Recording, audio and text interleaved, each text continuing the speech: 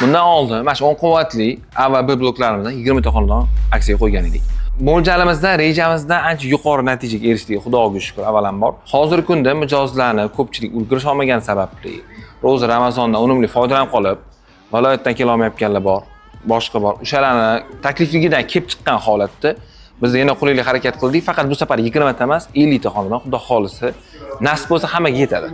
Qo'ldan kelgancha hammaga yetadi. Faqat shu 50 ta xonadon mo'ljalimiz bo'yicha ro'zani o'sha oxirigacha yetsa yaxshi. Bizning natijamiz bo'yicha Xudo xolisi. To'lovlar keladigan bo'lsa, bir xonali xonadonni misolda oladigan bo'lsa, boshlang'ich to'lov 10 million so'm bo'lib, oliy to'lovi 3.950 ming so'mdan 69 oy mobaynida.